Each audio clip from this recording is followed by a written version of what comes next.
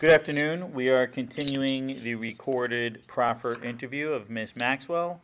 The time is 12:59, Thursday, July 24th.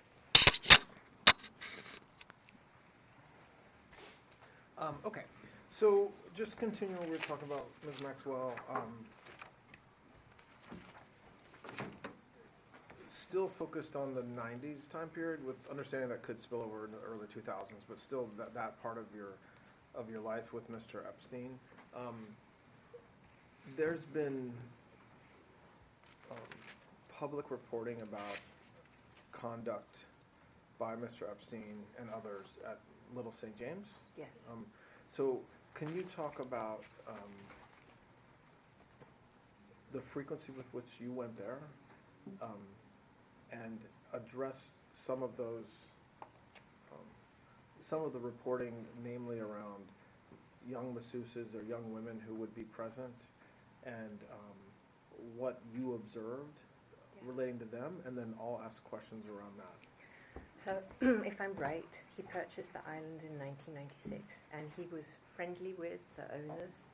And originally, we went to the island as guests of the owners, and then, I guess at some point, the owners told him they wanted to sell, and he decided to purchase it. So, the island was very rustic. I loved it. He, of course, had completely different ideas. And I would say there was none of what you were describing at that early period of time. So the frequency was often on the island, because he loved it. He really, really loved it. And we would go all the time. Mostly, all the early phase was based on improvements that could be made on the island, always going with new architects, new designers, new construction people. I'd say the first 2 years, almost every trip, not everyone, but almost every trip contained an individual who would be brought on board to have an opinion as to how to I don't want to use the word improve the island, because I don't think you could improve it, but to, I can't think what the word would be, to,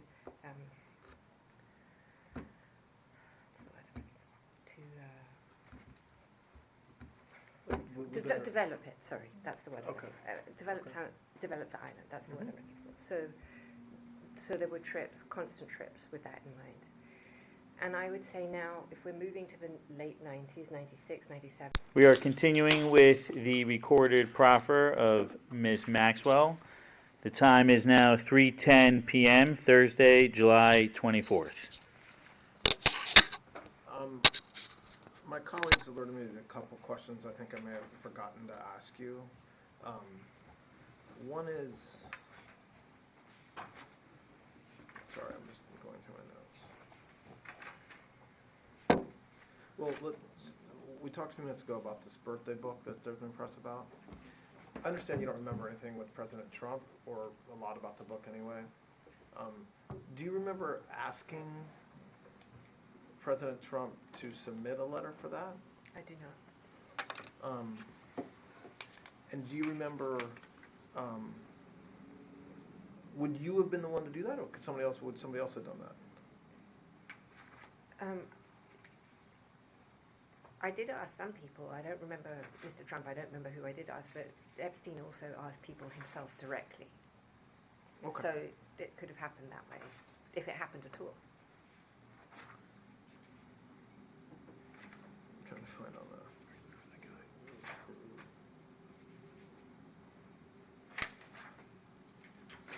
Where is that?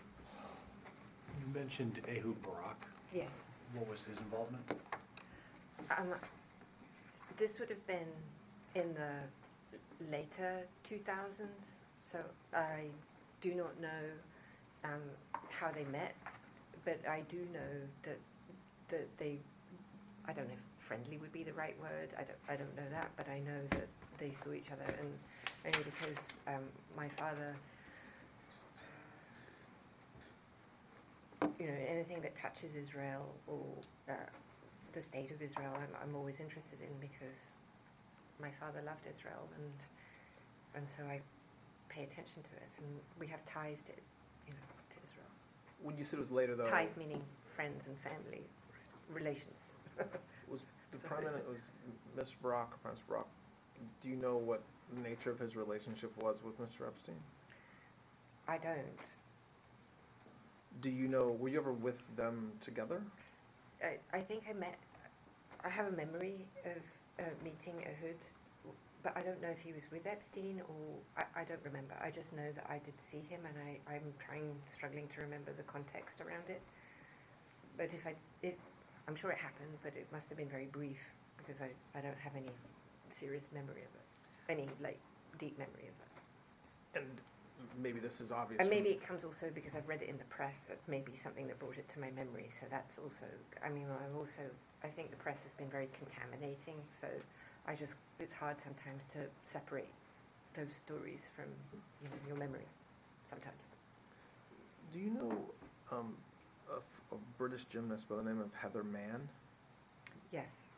Did she? I didn't know she was a gymnast. Oh, okay. I'm reading something that says she was a gymnast, but Okay. Please don't assume that that's correct. Okay. Based Okay. upon my words. Okay. Did she ever travel with you and/or Mr. Epstein? Yeah, she did actually. I think that she might have been one of Mr. Epstein's girlfriends at some point. What? Again, I know we're talking about time periods that are vast. What time period would that have been? Like after you, since 2000? I want to say, I don't know, could be the 90s. Could be the 90s. I don't know.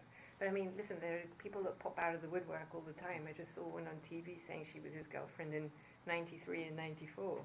So, I mean, he obviously was very busy. Where's she flying? Well, there's that. Did someone named Mark Middleton? Yes, I Who's remember that? him. He was in the Mr. Clinton's administration, President Clinton's administration, I think. And how do you know him?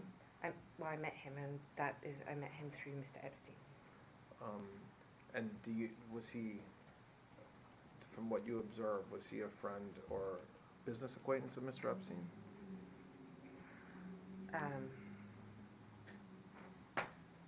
I mean, I only saw him a handful of times, but I did see him with him. I mean, he seemed friendly. I don't know if I would characterize.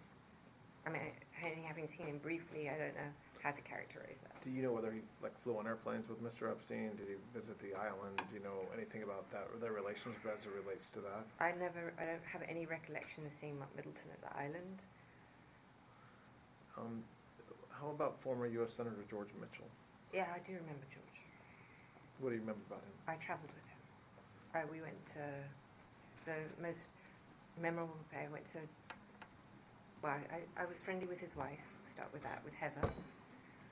And Heather was in New York, so I hung out with her a few times. We had dinners, and I was just friendly, I would say. Separately from her husband, was friends with Heather. I met Heather through her husband, but we became friends. You became friends with Heather. Yes. Was Mr. Epstein friends with Mr. Mitchell? Yes. Did they travel together besides New York? Did they travel to the island or to New Mexico? I don't remember George ever at the island, but the most memorable trip I do recall with Senator was to Italy. Was to where? To Italy. Ah, okay. We went to Rome. As the four of you? So Heather and Mr. Mitchell and you and Mr. Epstein? That's my recollection. And what were you there for? The most memorable aspect of that trip is we went to the Vatican. And it was extraordinary. And the most extraordinary thing was going to the archives and holding Henry VIII's document to the Pope, asking for his divorce. Do you know the former president of Colombia, Andres Pastrana? Yes. How do you know him? I met Andres Pastrana in a pub in Dublin. And did he travel with Mr. Epstein that you know? I don't know if know if he was ever on the plane. I don't think he ever came to the island. But I went 2 places with Andres Pastrana. One was to Colombia, and Epstein came to that, and the other was to Cuba, and Epstein was there, and Pastrana was, I think, was there.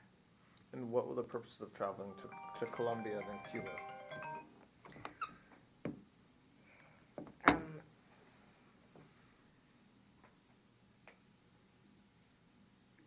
I'm a helicopter pilot, and Andres is a helicopter pilot, and we just became friends, and I flew a Black Hawk in Colombia. And how about to Cuba? I have a friend of mine who was the cigar distributor for Monte Cristos, maybe. I can't remember which cigar it was. And so we went there, and he organised the trip, and we met Fidel Castro. When was that approximately?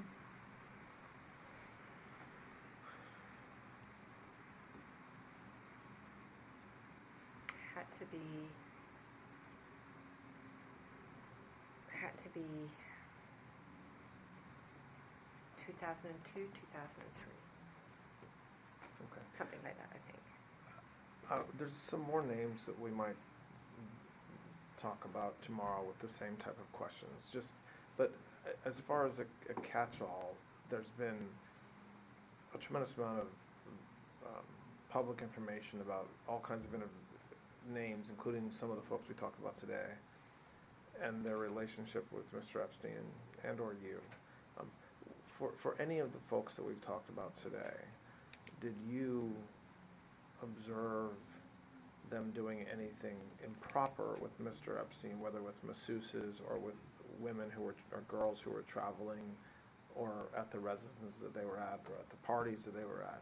I did not ever at any time see that.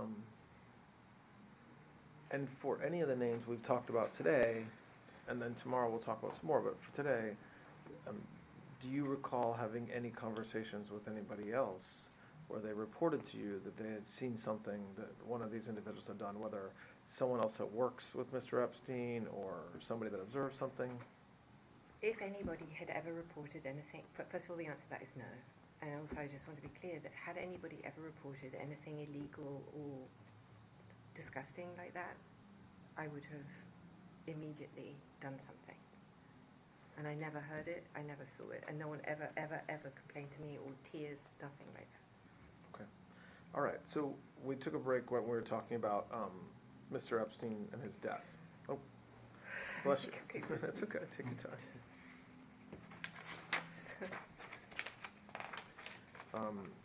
So, Mr. Epstein and his death. So, you were not obviously at the MCC during that time, correct? Thank you. Oh, thanks. Thought you were giving it to me. I think I've got something blew up my nose. So just take some Like a water, it's froth. okay, no problem. You were not at the MCC during that time, correct? I was not. So you're going to tell us what you believe, but I just want to make sure I understand. Your basis for belief is kind of what you've read and seen, and your knowledge of Mr. Epstein for the many years you knew him, right? And actually, there's a third component. Okay. The answer to that is yes, and Okay. there's a third component to that, Mhm. which is having experienced now the mismanagement and inefficiencies and total dereliction of duty at the Bureau of Prisons. From BOP, from the Bureau of Yes. Prisons. Okay, fair. Okay, so, what I do want to be careful about is, asking you to speculate, because anybody can do that, and I don't think that's fair to you or anybody else to ask you to give us your kind of opinion, but do you think that the third point you say, which is kind of a failure by the BOP, there's been a lot of there's an OIG report, there's an Epstein investigation about that. So you think he did not die by suicide, given all the things we just talked about?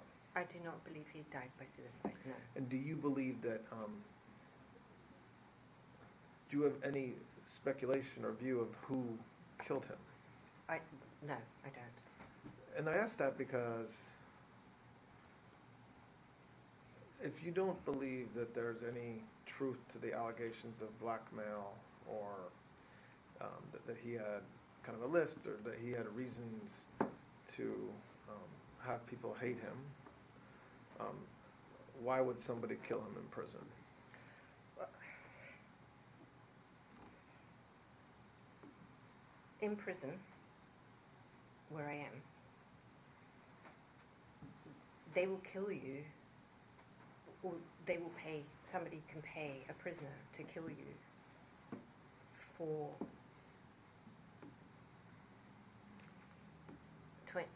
$25 worth of commissary is about the going rate for a hit with a lock today. So that goes to the third reason, which is kind of the mismanagement or Yes. the shortfallings or shortcomings of the Bureau of Prisons. Yes. Which is a little bit different than my question is, which is,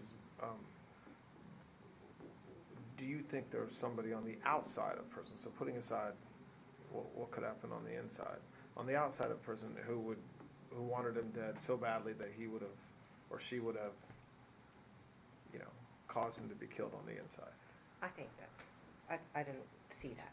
I think, is it possible? Of course it's possible, but I don't know of any reason why, and I don't believe in the blackmail or in any of this. I don't think Epstein had a hit on like that. If it is indeed murder, I believe it was an internal situation. Yeah, so you don't have any reason, first-hand knowledge, or even speculation, it sounds like, to think that that he was killed to kind of silence him or to keep him from going public about people he knew about. I don't. No, because I think that is just part of the story that's been created that started back in 2008, 9. Okay. Yeah, I mean, that's the point. Like, I don't think there's value in talking, there's been a lot of information about what happened, in the MCC, but what is important to me is whether, if is the idea that he didn't die by suicide, that's one thing, but if to the extent that folks believe that he was murdered to keep him quiet or because he had information on rich and powerful people, do you have any reason to believe that that's true? I do not. I have any reason to believe that, and I also think it's ludicrous, because I also happen to think if that is what they wanted, they would have had plenty of opportunity when he wasn't in jail. Yeah. And if they were worried about blackmail or anything from him, he would have been a very easy target. In the time, so we've talked about a lot of time all the way up through 2009-10, and then the time that after Mr. Epstein was arrested. When's the last time you spoke with him?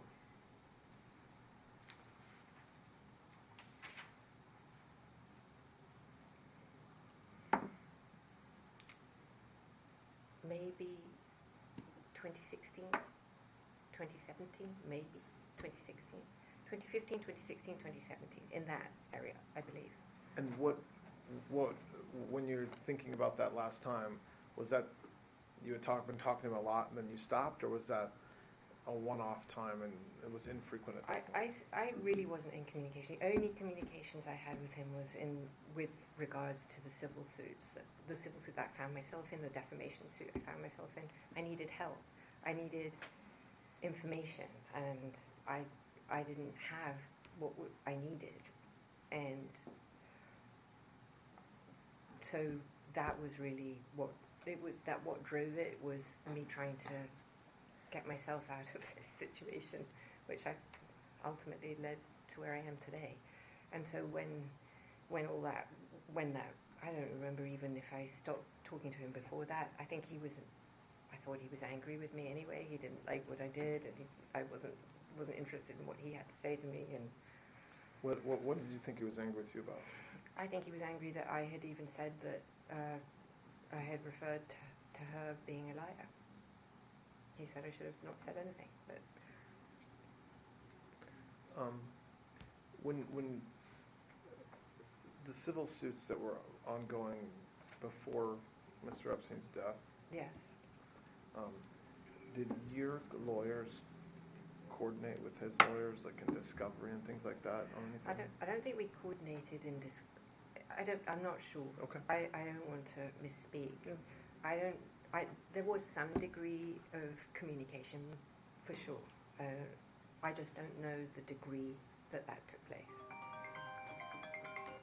So definitely, I mean, I was definitely hoping for him to be more helpful, and I was definitely, coordinating is not a good word because that sounds like I was trying to align myself. That's not where we were going here. But I was definitely trying to get help, as in documents or information that I could use to defend myself. That's 100% true. And the degree to which that took place, I don't recall. There was definitely some of that, though. I don't want to mislead you. And we touched on this earlier, but I just want to, I don't think we really ran it to ground maybe as much as we could. Like, going up through that time, you know, so in the 16, 17, 18, up until the time he's arrested, had your view or your understanding of what had happened changed? Meaning, did you believe that in the late 90s or early 2000s, when he started, you know, behaving much differently, did you believe what you were hearing about him at that point? My views, I didn't like the people he was with anyway, so I don't find, how do I say this? I like people who my age or older, and I don't find the society or the companionship of younger people who are younger people, I suppose, really that enjoyable. So I don't like the company that he chose to be with, and so I just find it boring and fundamentally uninteresting. That's probably the nicest way I can say it. Yeah. Okay. So I think what we should do is just spend a few minutes talking about tomorrow. Everything was great today. I think that it was very helpful, and I appreciate you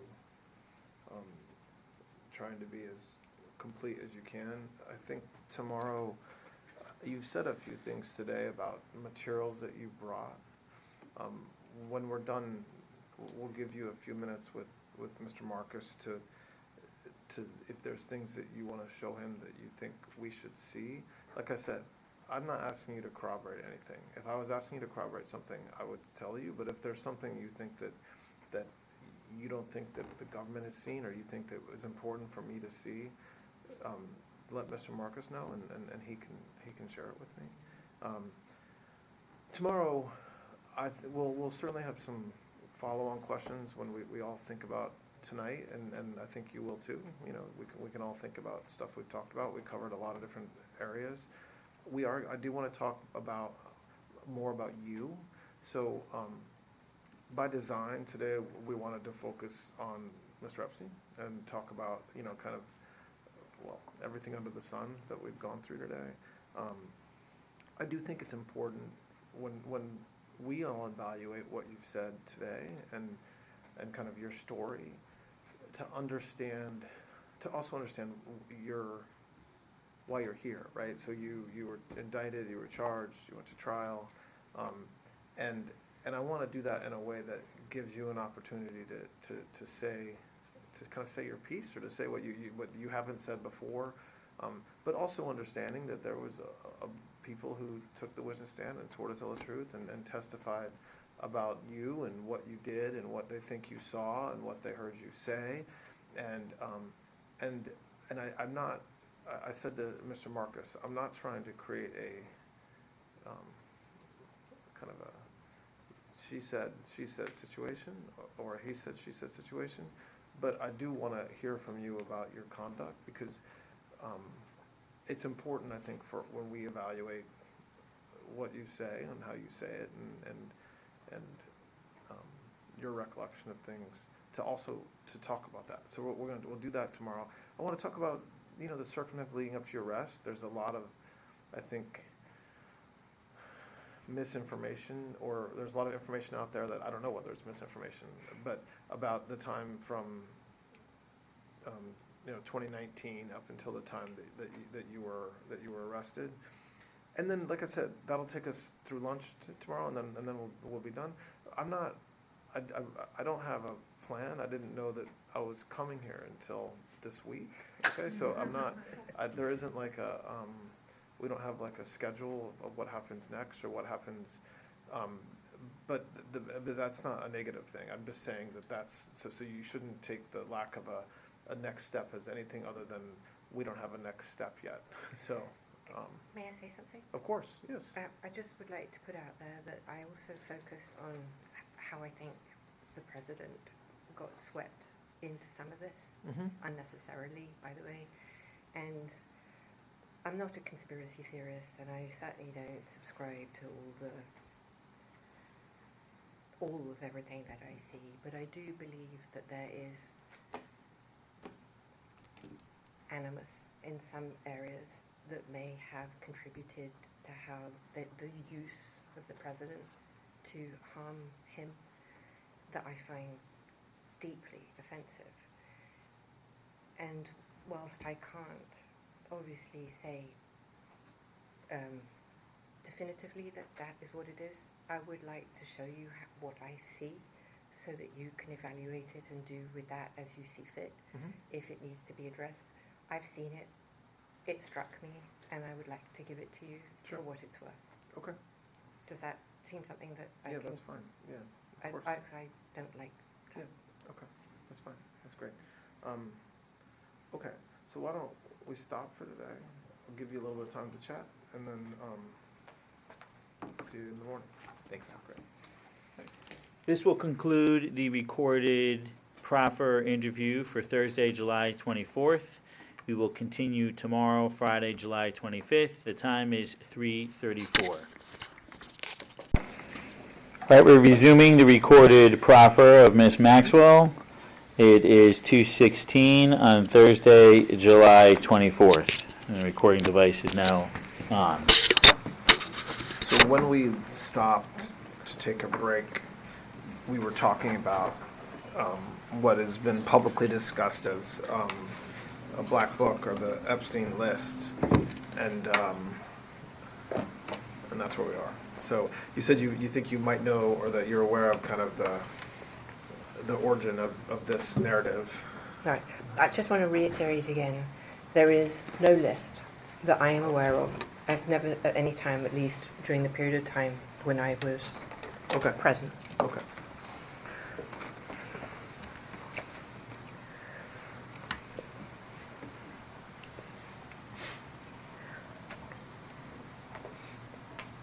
The origin of this story, I believe, begins,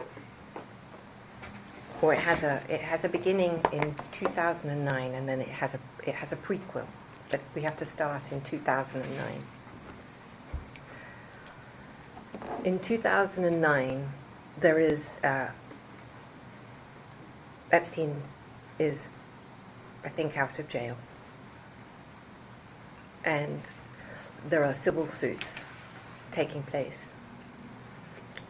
Many of these are coming out of a disgraced law firm, Rothstein, Rosenfeld and Adler. At that law firm is a lawyer who started there in April, May 2009, called Brad Edwards. In 2009, allegedly, the FBI gets a call in October of 2009 from Brad Edwards. He allegedly tells them that he has come across a piece of evidence that belongs to Epstein that contains a list of all of his clients and victims, underage girls, massage therapists, and his and the men who are having sex with them. And Brad Edwards becomes a cooperating witness, confidential informant for them, and in a sting operation obtains the list from a former butler of Epstein's called Alfredo Rodriguez. And it becomes evidence in the civil suit.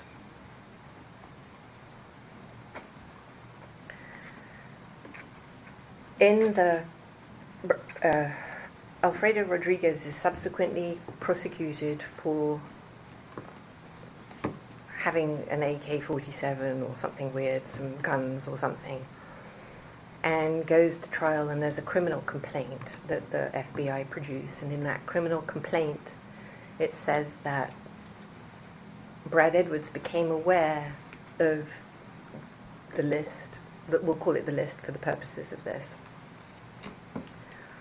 after Alfredo Rodriguez's 2 depositions that are held in Epstein's civil suit.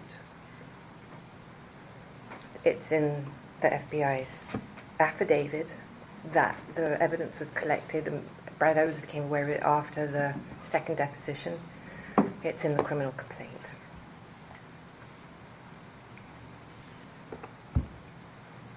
The truth is different from what's in both the criminal complaint and in that FBI affidavit, and in Brad Edwards' own statements on the subject.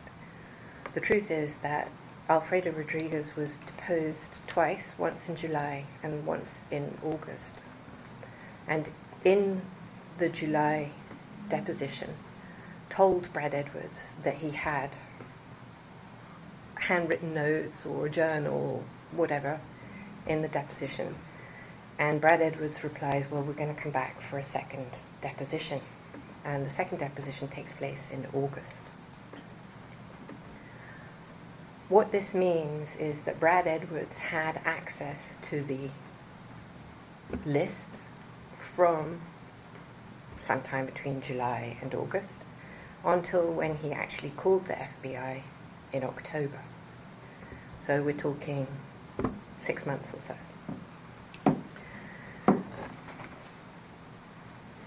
Rothstein's firm was raided a few days after the list went into the FBI's hands, and subsequently Rothstein himself was prosecuted for RICO and I believe went to jail for 50 years. As part of that RICO case, he admitted to, on the record, and was, I don't know whether he was prosecuted for creating fake settlements and fake evidence in Epstein's case.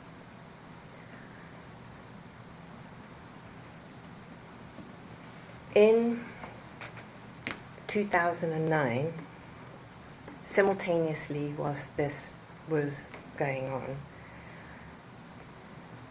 my boyfriend, Ted Waite, was asked for $10 million to keep me out of any of Epstein's civil suits.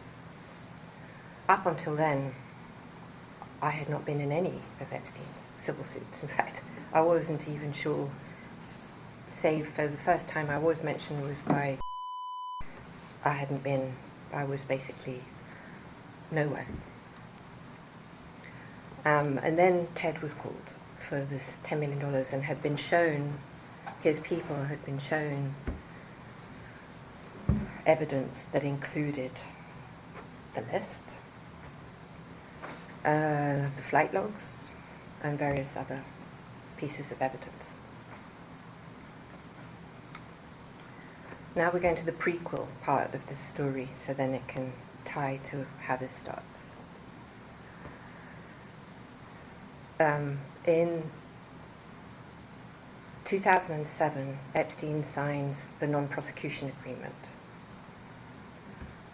He then fights the prosecution agreement or debates it through the DOJ or whatever happened there, and goes to the court in 2008 when it's accepted or whatever that is. Villafana was the lead prosecutor, in that case, and she, I think, was not happy with the outcome, and utilized at that time Brad Edwards to file the CVRA case. Now, what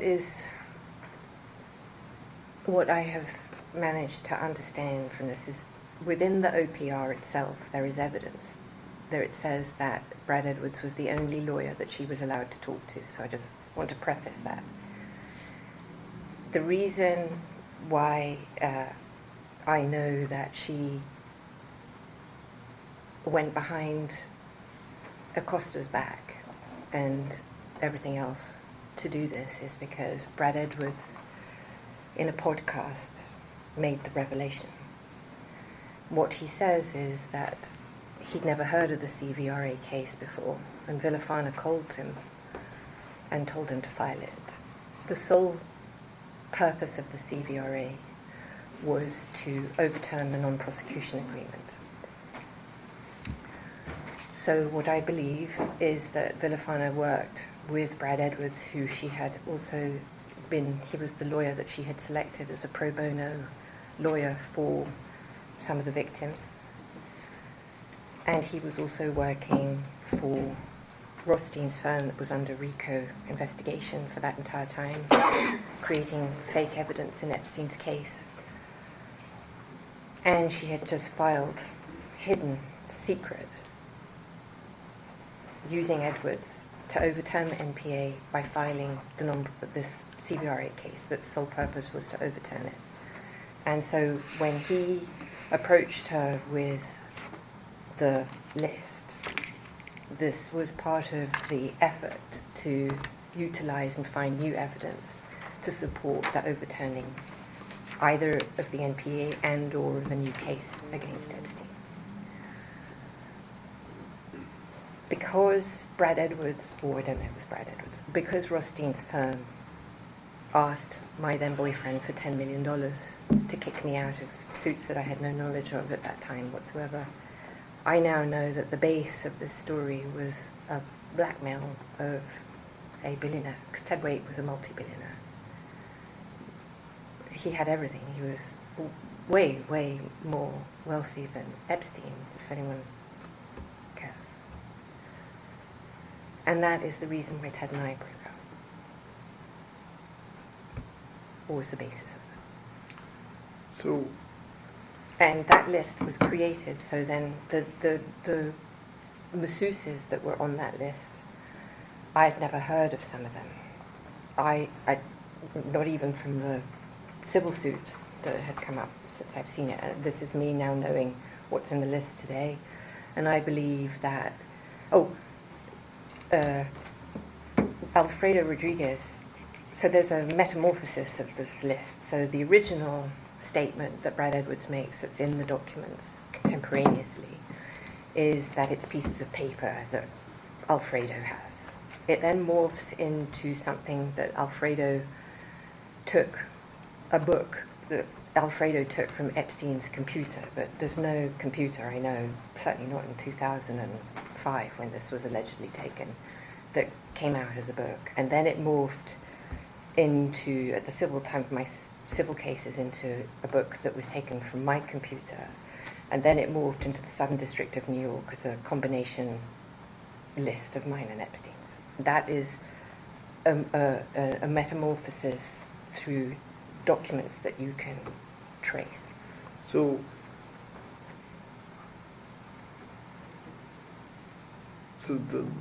there, in your mind, well, from what you just described, there is a list.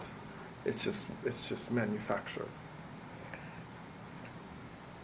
I mean, have you seen the list even fake? Like, do you know? I haven't seen it, but So what I was confused. so I guess my thing is that what Brad Edwards says in all of these things is Yeah. in the paperwork and whatnot. And then, so all this story is basically controlled by 5 people. There's 4 alleged victims that speak about the list and the blackmail and the men and the sex and whatnot. And the lawyers, and now the prosecutors, sorry, the Southern District of New York for sure. But no one else. None of these stories carry from any of the 44 alleged original victims. They never ever say that they were farmed out to anybody. But the list itself, Yes. where is it? There is no list, but Brad Edwards said So that that's he what I was a little created bit the list. confused about. Sorry, he created a list. So in that book that Alfredo Rodriguez produced that became evidence, Exhibit 52 in my trial, it has markings all over it, circles and dots and whatnot. And Brad Edwards says that he got Alfredo Rodriguez to mark up the book of all the people who were involved. It includes Alan Dershowitz, for the record, who's marked. I don't remember what it does with Donald Trump. I don't know. You'd have to look. I don't have it. But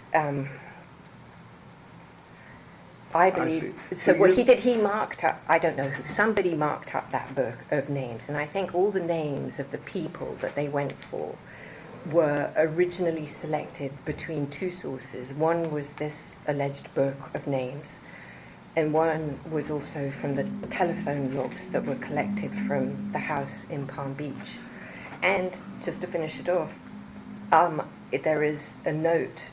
I have some papers for you if you wanted them, where Brad Edwards says that he has a list of 25 men that he got money off. So okay, so the list that everybody, the black book, the list.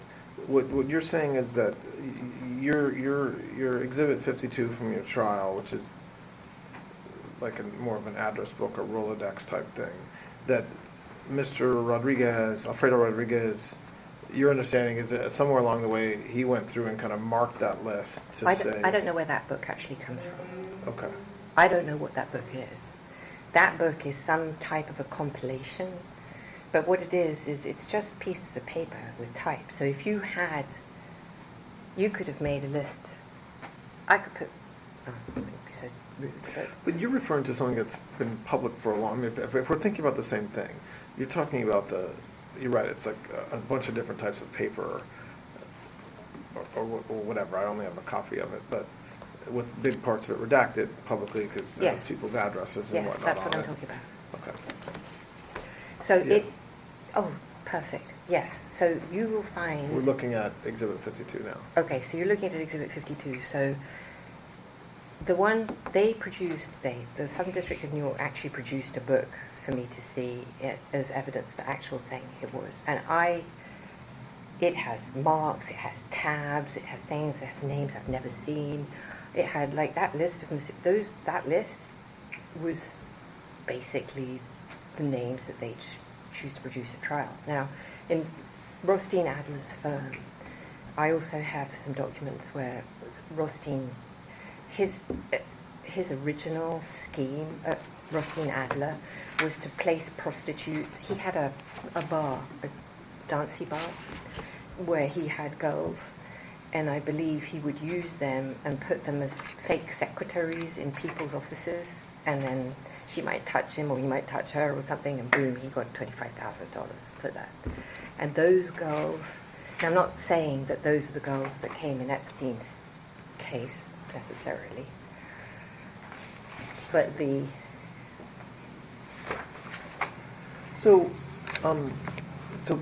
but again, so we're separating the evidence that came in at your trial and what you just talked about with Brad Edwards and Mr. Rodriguez. During the time that you were with Mr. Epstein, and even in the 2000s when you were around less frequently, you never observed or you never saw any sort of list or black book or a list of individuals who linked to certain masseuses or Absolutely anything no. like that? Absolutely no. There is no list. There is no, I'm not aware of any blackmail. I never heard that, I never saw it, and I never imagined it. While we're on this topic, just again, I know we're jumping around and we've been going at it for a while, so I apologize. But there's recently been reports about a birthday book that you assembled for Mr. Epstein, I think for his 50th birthday in 2003. That's true. What do you know about that? So,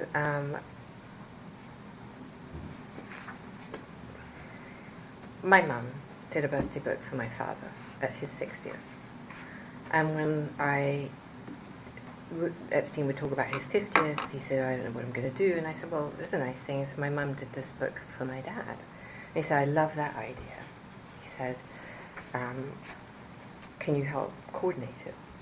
And he organized he called a lot of the people himself. I coordinated the putting together of the book. And in some instances, I called people to ask them to contribute. What was in the book? Like, what was the ask of the people you called?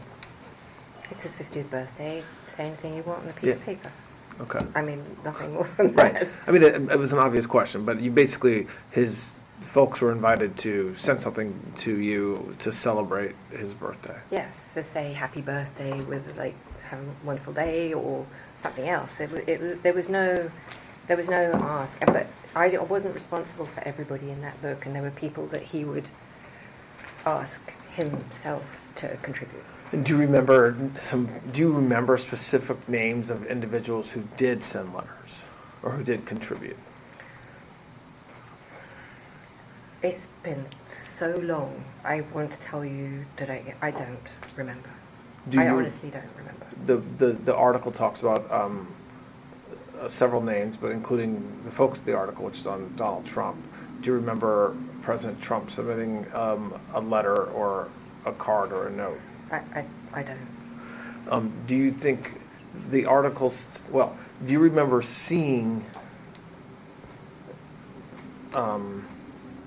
that book or any portion of the letters in your discovery in New York? Yes. Okay, what do you remember seeing? I remember there was some portions of that book, but what surprised me, what surprised me was how few there were, because I thought if you had those, where are the rest? There was none of Mr. Trump. In your discovery? In my discovery, sorry. President Trump, there was nothing from President And do Trump. you remember, but separate and apart from your discovery, do you remember one way or the other whether President Trump submitted a letter for his 50th birthday? I do not remember. And the article that references the letter talks about like either a picture of a naked woman or something like that. Do you have any recollection of that? I do not. But no, I don't. Do you remember? So what do you remember seeing from your discovery around the book? Like you said, portions of it or some of the pictures? What do you remember? I remember there were maybe. So I just want to say about the discovery that I had about. Maybe this is an exaggeration. I'm not sure, but in my mind, it's about close to 5 million pages. 5 million documents. It was a lot. And of that giant document dump that I received, I was only maybe as much as 30 to 35% I was never able to access, and this is documented at the court. And so I cannot say that I saw everything because I didn't. Yeah, okay. I just want you to know that, and I think that was by design. But you do remember I do remember some pages. seeing some pages of I that do, book. yes. Okay. Do you remember which pages you saw? Like from who had written those letters, or no? I really don't remember. Okay. I'm sorry. It's okay. Did you or so the same questions we've asked about some other individuals? Did you meet Bill Gates over the years? Yes. Because of your relationship with Mr. Epstein, or separate? That one. Well, I met Mr. Gates. I went to the TED conference. I went to TED conference and I actually spoke at the TED conference. Not the main stage, the substage. And I also gave several TEDx's. And I met him there, but we weren't friendly. And I actually did meet him because I knew I don't know if he was chief of staff or whoever, Boris. And I met him, I think, once. I may have met him actually at 71st Street. I may have once. I don't remember if I met him there or at a restaurant. I don't remember. And that would have been because of Epstein, because Epstein was friendly with Boris, and Boris. That's all I remember. Do you know whether Mr. Gates traveled with Mr. Epstein on his plane to any of his houses? So if that friendship was after, it was in the late 2000s, so if I met him, like I said, I went to Epstein's house maybe once or twice, and maybe I met him there, I don't remember. So you don't... So I wouldn't know if he had been on Epstein's And plane. you don't recall ever being on like a plane with him flying to the island or to anywhere? No.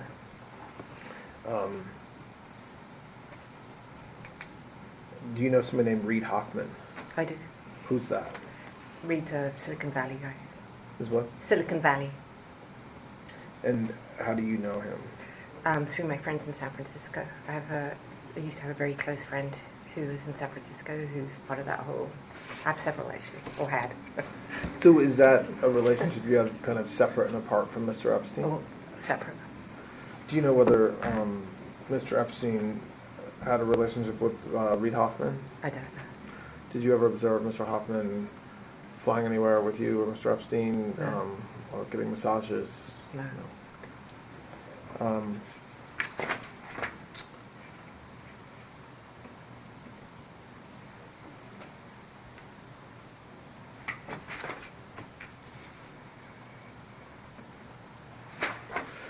So there's a list of multiple masseuses that is floating around. I think you had in your discovery. I think you were just talking about that.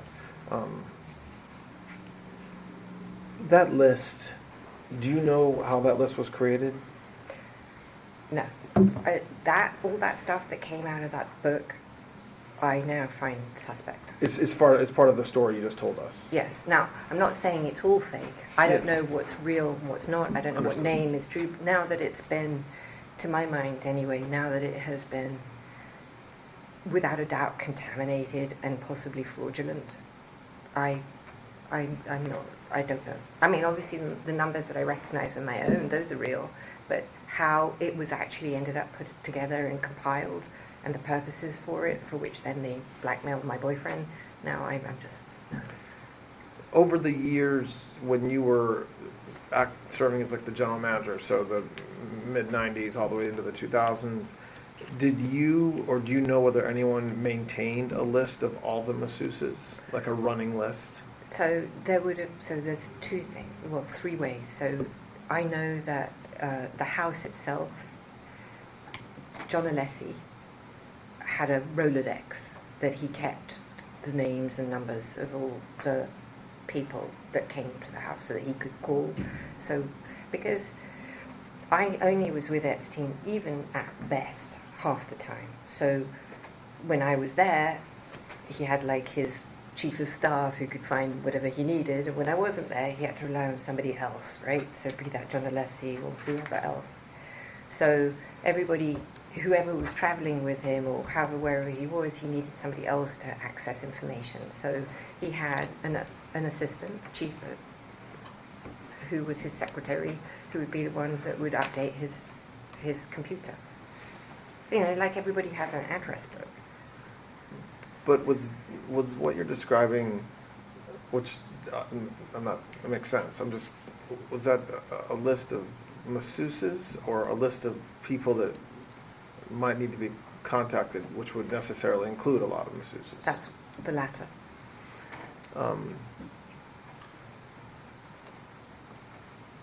And did you update that? Like, were you one of the people that would add names to it? Like, if a masseuse came and leaves and Mr. Epstein says yes, she was good, would you be part? Like, how was the list kind of maintained, or who maintained it?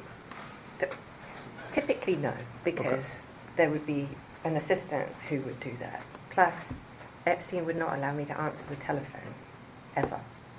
So, or maintain or keep any of his messages, either in the office or at the house. So typically, that wouldn't be, because I wouldn't be the one. Could I say to you I never did it? No, of course not, because that just seems ludicrous. But as a rule of thumb, the answer would be no. During the 2007-8-9 the investigation out of the Southern District of Florida, so you said that you weren't contacted by law enforcement. I was not. After Mr. Epstein was charged, did you have conversations with him about the investigation? He never talked to me about it. Did you, I mean, I can't, let's put it this way. If he did, I have no recollection of it. I mean, I'm sure he must have said, this is all whatever he said, or it's nothing, or whatever. I mean, I just don't have any memory. I mean, I was with Ted. I was like gone.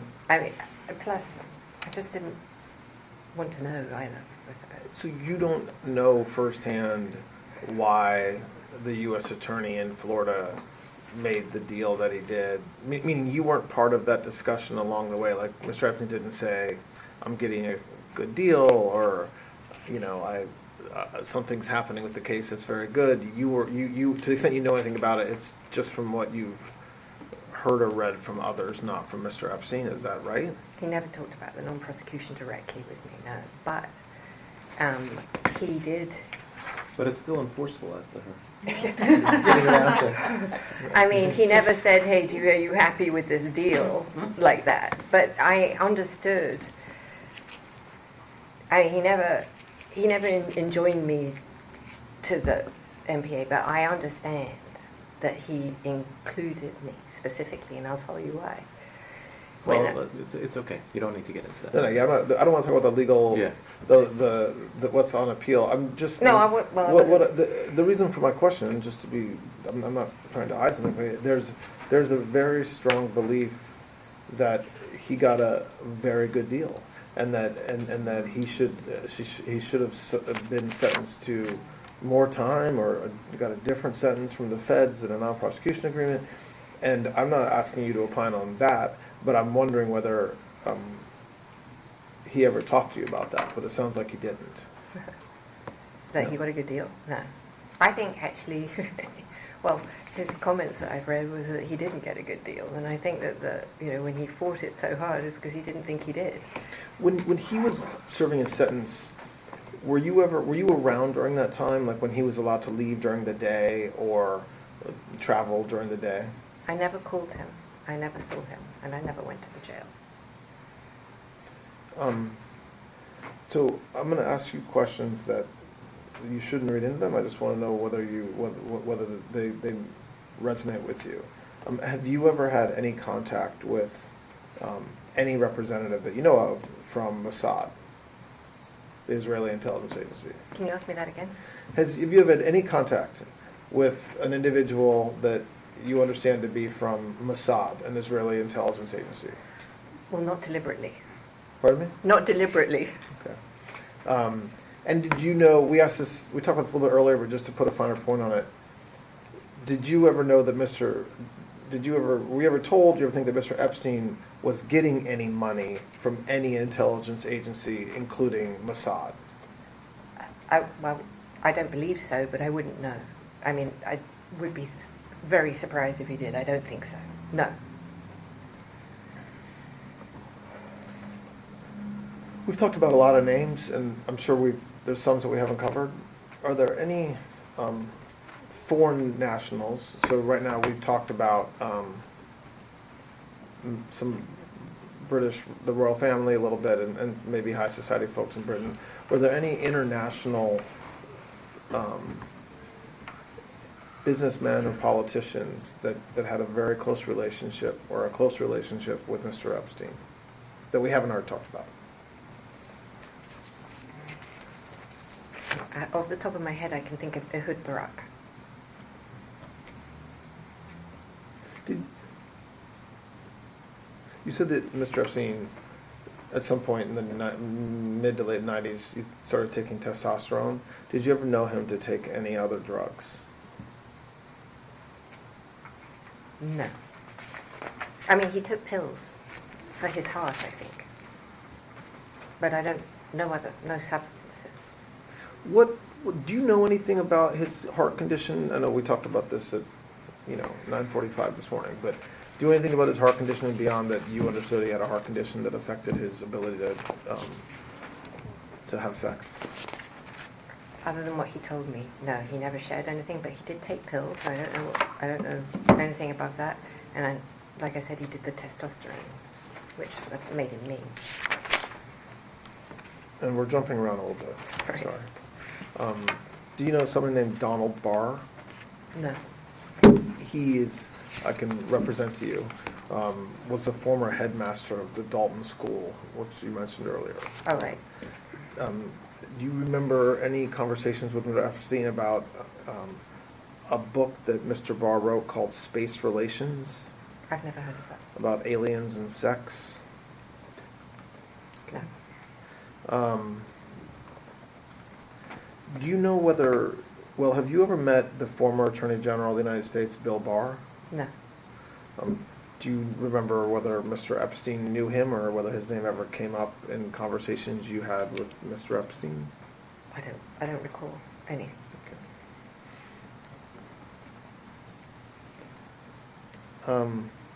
Did you have a relationship, or no? I'm using relationship, and I appreciate you don't like that word. Did you know Mr. Epstein's brother, Mark Epstein? Yes. How did you know him? Through Jeffrey. How would you describe your relationship? Close, friendly? My personal? Yes. Not that close, but friendly enough. I mean, How was Jeffrey Epstein's relationship with his brother Mark, from what you observed? I mean, they were brotherly, but I think that I don't know. There are periods when they were closer, and then when they weren't. I think sometimes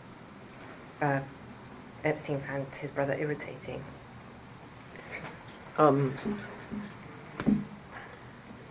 And I think I know the answer is given what you just said about Bill Barr, but did you ever hear any from Mr. Epstein or anybody else that Bill Barr had any role in Mr. Epstein getting a good plea deal in Florida, or any role in that process with Mr. Acosta?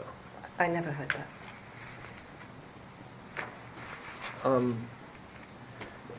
I think you said this in an interview, but if I'm wrong, forgive me. Do you have a view of Mr. Epstein, of whether he committed suicide or whether something else happened? Can we take a Wanna break? take a break? there? Yeah, sure. Yeah, we can take a break. Yeah, sure. Actually, it's a good time to take a break anyway, because this will be the last one of the day. All right, so we're going to take a break at it's 2:53, Thursday, July 24th.